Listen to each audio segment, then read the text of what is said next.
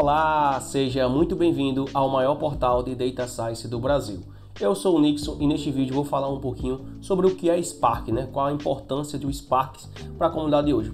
Você já trabalhou com Big Data, já estudou sobre Big Data, ferramentas de Big Data ou esse campo em si? Se não, esse vídeo aí é para você, beleza? Antes de começar com a apresentação, eu queria pedir para você que não é inscrito no canal, se inscreve aqui no canal e deixa teu like, Dessa forma que o YouTube entende que esse conteúdo é relevante para você e vai estar sugerindo esse conteúdo para outras pessoas. Então, pessoal, nesse vídeo de hoje eu vou falar um pouquinho sobre o Spark. Se você não conhece Spark ou alguma ferramenta de Big Data, fica até o final do vídeo que esse vídeo vai ser muito importante para você, na tua trajetória como cientista de dados. A tendência é que a gente esteja trabalhando com um volume de dados sempre cada vez maior, A gente às vezes nem sempre os dados são pequenos dados, coisa do tipo. E a gente precisa de soluções de Big Data, para estar fazendo a interpretação desses dados, Eu sei que dentro da profissão de cientista de dados existem outros profissionais que trazem esses dados, mas no Brasil, como a realidade é um pouco diferente, eu quero dizer para você que é muito importante que você conheça aí as ferramentas de Big Data, entenda algumas ferramentas para basicamente o contexto que eu vou estar passando nessa aula para você e vou estar apresentando o Spark aí, uma das ferramentas para processamento de dados em larga escala, beleza? Fechou? Eu preparei aqui um slide, onde eu vou estar te mostrando aqui durante a apresentação, para você entender o contexto de Big Data, Nos últimos anos, a quantidade de dados ela tem crescido de forma assim muito gigantesca, A gente gera muitos dados de forma não estruturada, Antigamente a gente não tinha essa grande capacidade, esse grande volume de web apps, que estão gerando dados a todo momento, Nessa figura aqui eu mostro aqui um exemplo, a quantidade de dados que a gente está gerando, A cada minuto, em 2018, a Netflix tinha 97,202 mil vídeos, A gente também tem um exemplo de compras na Amazon, 1.111 pacotes, e a Uber, Spotify, Instagram, Skype, Twitter, é uma variedade de informações na internet, A gente tem uma grande quantidade de dados que ele tem crescido ao longo do tempo, tanto em quantidade como em variedade, Quando a gente fala nesses termos de crescimento de dado, em variedade, em quantidade, a gente vem esse termo Big Data, certo?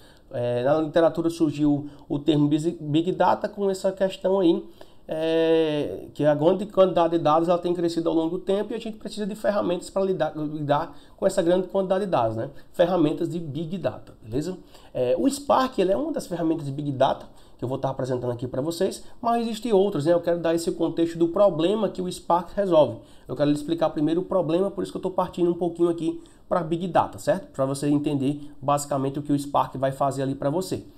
Quando a gente fala em Big Data, pessoal, a gente meio que está falando de alguns Vs, Tem 3 Vs, às vezes foram estendido para 5, às vezes já tem alguns trabalhos que colocam 7 Vs, mas eu quero que você entenda que o termo Big Data ele circula diante desses Vs. O volume, porque os dados crescem em volume de forma muito rápida, em velocidade, porque cresce de forma muito rápida, A gente tem uma grande quantidade de dados de multimídia que ele está crescendo. Todo dia tem um vídeo novo, todo dia tem multimídia novo e a gente precisa de ferramentas capazes de processar esses dados.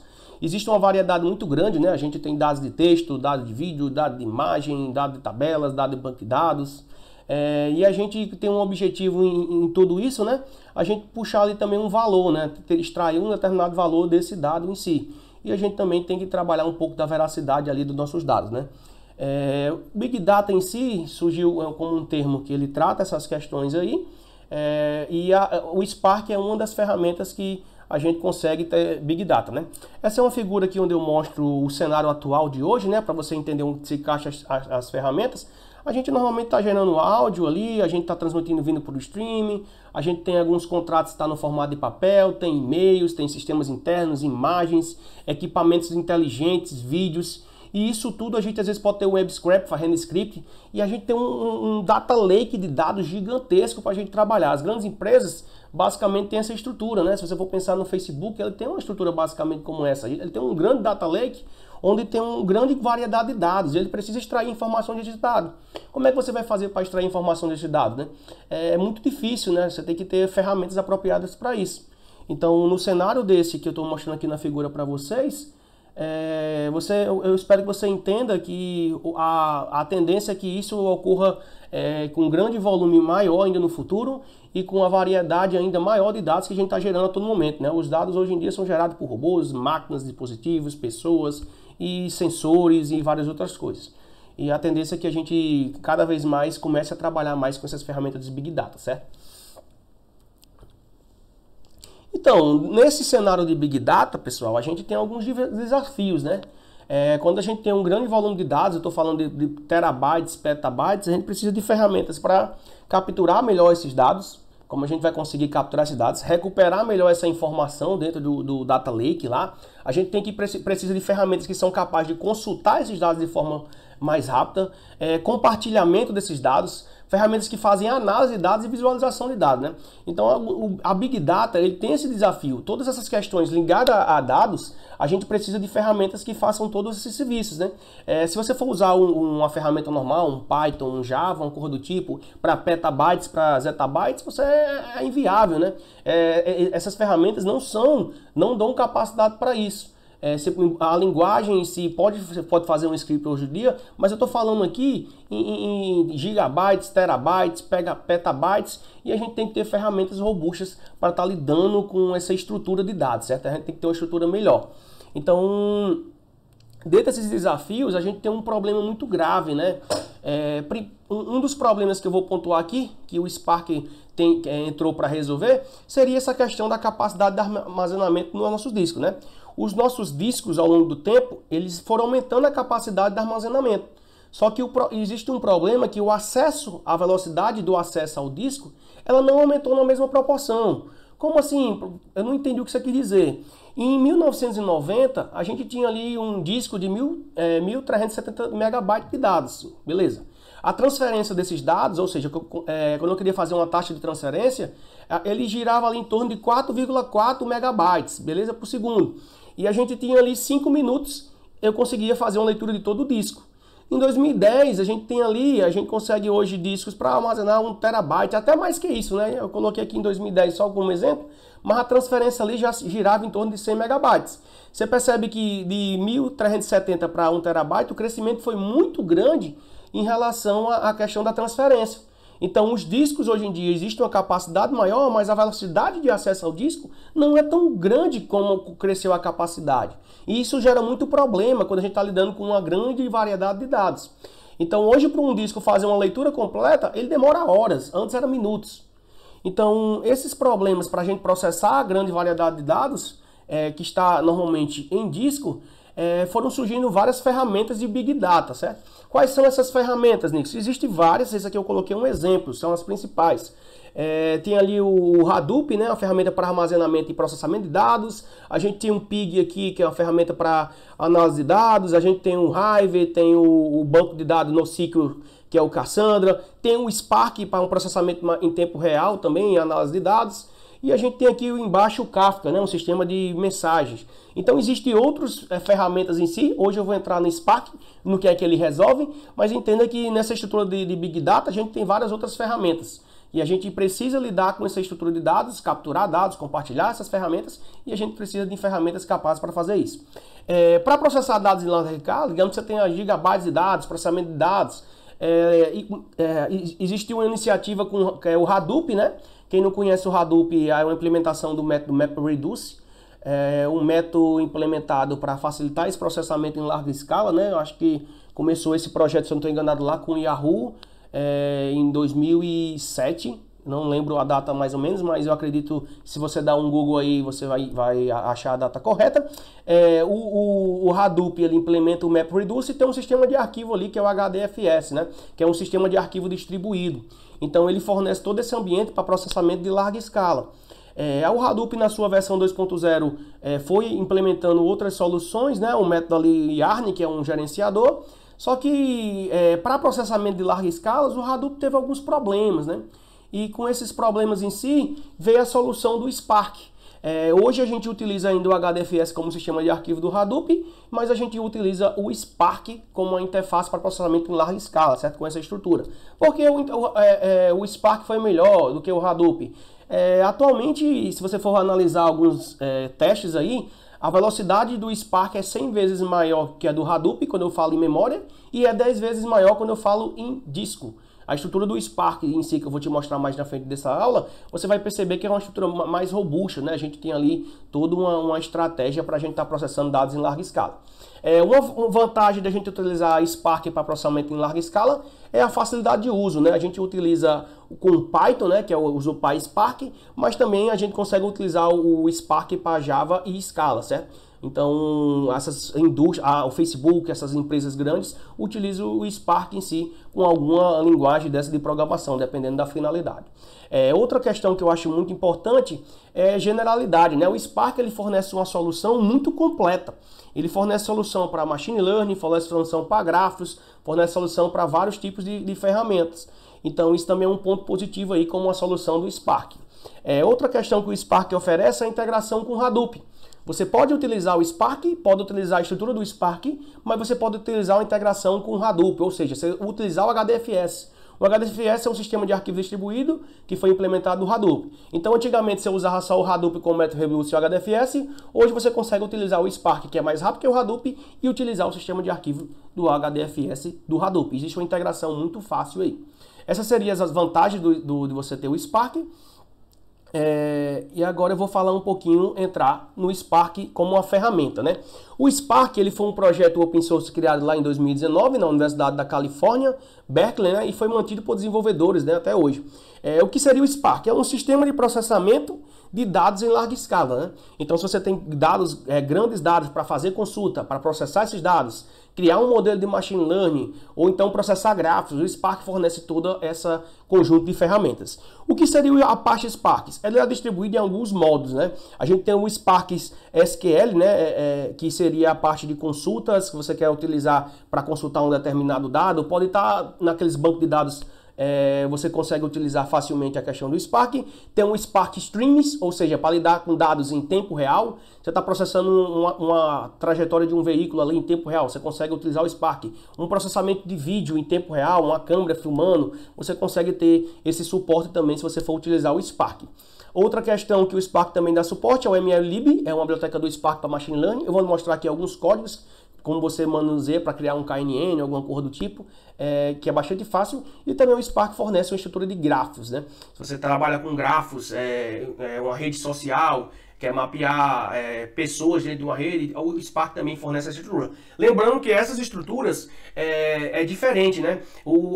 Se eu for usar o Scikit-Learn e comparar com o Spark aqui, o Scikit-Learn, embora ele processe com vários cores ali, alguns algoritmos, né? Com o MaxBoost, por exemplo, a gente consegue processar alguns algoritmos ali usando essas bibliotecas como Scikit-Learn ou Default, mas o Spark é uma proposta para Big Data. Então, se você tem um Big Data, você não vai conseguir utilizar as bibliotecas Default lá que a gente utiliza, certo? Você vai ter que passar por uma solução mais como o Spark em si, para você estar processando esses grandes grafos, essas grandes ferramentas. Essa é uma proposta que as grandes empresas utilizam para processar em largas escalas, e é o que eu estou passando aqui para você entender mais ou menos que um dia você pode estar utilizando isso. Nixon, me explica aí como é que funciona a arquitetura do Spark, né? Hoje, como a gente tem um processamento em larga escala, um sistema em larga escala, a gente trabalha muito com works, né? A gente tem ali nós. O que seria o work? Eu posso colocar o work como uma máquina ali que está executando um determinado tarefa, um determinado serviço, de toda essa estrutura, né? E o Spark, ele tem essa estrutura aqui. Eu tenho um drive ali do programa, eu tenho um contexto que ele está executando, eu tenho um gerenciador de cluster, onde está minhas aplicações, e eu posso ter várias works ali trabalhando. Então, basicamente, a estrutura do Spark seria essa. Nixon, o que é que faz o drive ali do programa? Ele é responsável por executar as aplicações, né? Então, ele é aquele cara que a gente define o contexto, define a estrutura para fazer a execução das aplicações. Beleza, e o que é que esse Cluster Manager faz, né? Esse Cluster Manager é o gerenciador do cluster, né? Digamos assim, você tem um cluster, um ambiente paralelo que a gente trabalha com várias works, e a gente consegue configurar esse cluster, né? Eu até coloquei alguns exemplos aqui. A gente tem um formato standalone, se a gente quiser utilizar. A gente pode usar o Hadoop, a versão 2, o módulo Yarn do Hadoop. E tem o Mesos também, certo? Esse ambiente de gerenciador de cluster. Nix, e os nós ali? Normalmente esses nós, ele vai executar as tarefas agendadas, né? O contexto ali, ele vai dar a instrução, o gerenciador vai gerenciar essas tarefas e vai jogar para os nodes. E dentro desses nodes eu vou conseguir executar várias tarefas de forma paralela aí de uma determinada aplicação. É dessa forma que a gente escala uma operação, uma estrutura Big Data, né? A gente tem várias máquinas e eu tenho um grande gráfico, eu preciso processar e eu coloco parte desses códigos, parte desses processos em várias máquinas e num ambiente distribuído. Se você não tiver familiaridade com o ambiente distribuído, entenda que quando a gente tem uma grande aplicação, a gente precisa colocar essa aplicação em várias máquinas e processar em várias máquinas, porque a gente precisa de suporte para processar uma grande variedade de dados, para a gente ter uma consulta. E o Spark em si, ele vai fornecer essa camada para você, que você pode distribuir melhor e processar dados em larga escala. Então, assim, qual é a vantagem de utilizar o Spark? E hoje, se você precisar de uma solução, tiver vários dados, você vai ter que colocar isso em várias máquinas. E o Spark vai lhe dar toda essa arquitetura aí por baixo para você estar projetando. Nixon, me explique mais ou menos aí uma aplicação na prática. Eu não entendi bem quando você me mostra a arquitetura. Beleza, eu vou te explicar aqui. Quando você está processando com o Spark, aqui nós temos um programa de usuário. Nesse programa eu crio um contexto, né? Eu coloco o Vela, eu boto aqui o CC, New Spark Context.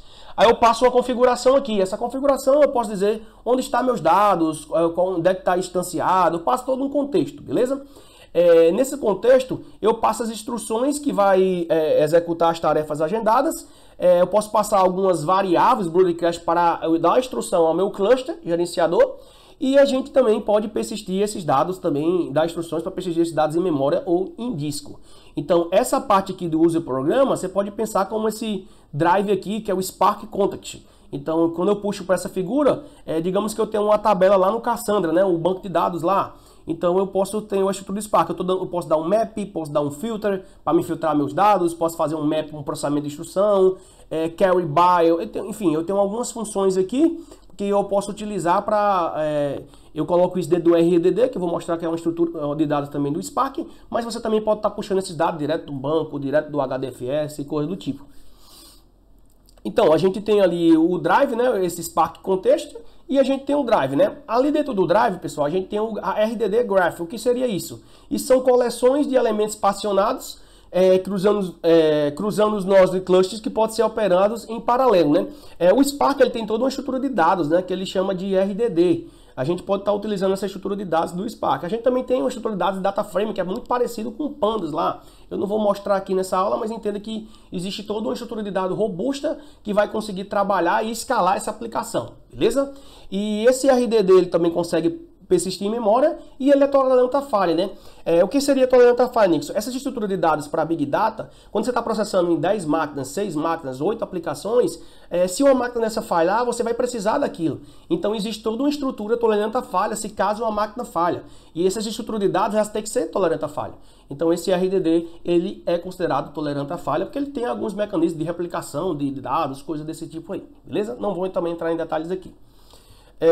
Então a gente tem também o DAG Scheduler, que nesse caso aqui seria essa segunda ferramenta aqui. O que é que ele faz? Ele basicamente vai calcular os stages, né, os conjuntos de tarefa para cada job. Ele vai meio que distribuir. Então entenda que a gente tem esses drives, essas camadas que vai se comunicar com o meu cluster. E esse cluster vai se comunicar com o meu executor, certo? E nesse schedule aí eu consigo definir os locais, né? Eu tenho essa tarefa aqui, talvez seja execute nessa máquina. Eu tenho essa outra tarefa aqui, esse outro job, execute nessa máquina. Então eu consigo dar todas essas ferramentas aí para fazer agendamento de tarefas, beleza? A gente tem o Scheduler Backend, que é responsável de submeter as tarefas para execução, né? E ele também rastreia os executores, né? Ou seja, ele fica monitorando ali as aplicações, se está executando ou não. Então, esse sistema distribuído é basicamente aquele sistema distribuído tradicional, né? A gente tem um orquestrador ali, que é um drive, que ele está controlando minhas works a todo momento ali. Se caso uma falha, ele faz alguma coisa. Se caso alguma coisa aconteça de errado ali, ele tem um sistema tolerante à falha na estrutura de dados. Então, é muito interessante aí você tem o Spark aí. Então, pessoal, Nixon, eu quero fazer um pequeno programa, né? Digamos que eu quero fazer um Word2Vec. O Word2Vec, pessoal, quando você tem palavras, você consegue fazer, extrair features dessa palavra, né? A gente faz um Word2Vec. Se eu quisesse fazer um Word2Vec em Spark aqui, como é que eu faria, Nixon? Você vai dar um from PySpark, você vai usar o PySpark para o Python, beleza? Você não pode instalar usando aí alguma ferramenta. O pip, o conda, e também tem, às vezes você precisa fazer alguma configuração no teu path, às vezes não, depende da versão aí. Aí você, como é que você faria aqui? Basicamente você ia ter um text file, você ia puxar esses dados para cada linha, você ia dar um map nesses dados, dar um split, né? Ou seja, você ia transformar essa estrutura no input. Aí você chamava o Word2Vec aqui, que já vem do próprio MLlib, né? Ou seja, aquele módulo de Machine Learning do Spark. Quando você chama aqui, dá um fit, dá um input, ele já faz isso para você. Você percebe que a estrutura é um pouco diferente assim, quem trabalha com Scikit-learn, mas a gente tem alguns métodos ali em comum, né? Como o fit. Quem trabalha com função a nome do Python tem um map ali, tem algumas funções ali que é interessante. No ambiente distribuído, é comum a gente usar muito essa programação mais orientado à função, um map, cor do tipo, que a gente tem que distribuir nossas aplicações, beleza? Então esse aqui seria um código de a gente fazer um Word2Vec, né? Aí digamos que eu quero encontrar um sinônimo de China, aí eu coloco ali a palavra sinônimos, e eu tenho um código e seria utilizando aqui o PySpark, né? Um outro exemplo que eu trouxe para vocês é o Camins. Você consegue também importar pelo MLlib o Camins. Você ia chamar camins.setk e dar um setFeed e dar um fit ali. Aí você poderia avaliar o seu Camins, computando aí, sei lá, a soma dos erros quadrados. Aí você poderia botar, compute o custe. Aí você passaria teu dataset e basicamente assim você conseguiria rodar um Camins. O que eu quero mostrar aqui, pessoal, nesse código é para você ter ideia como é que funciona o Spark. Um ambiente distribuído, quando houver a necessidade, você vai ter que partir para essas ferramentas como o Spark. Ele é muito importante, que é bastante usado em várias empresas aí, grandes empresas, e é interessante você saber também que existem essas ferramentas que solucionam esses problemas de grande base de dados, Big Data, processamento em larga escala. Tranquilo por aqui? Eu espero que você tenha gostado desse vídeo. Se você gostou desses vídeos, não se esqueça de clicar aqui em gostei, né? Se inscreve aqui no canal, assim você está ajudando e reconhecendo esse trabalho que eu estou fazendo aqui no YouTube. Por hoje eu fico por aqui. Se você gostou dessa aula, se você ficou alguma coisa com dúvida nessa aula, você coloca aqui nos comentários. E valeu, até a próxima. Fui!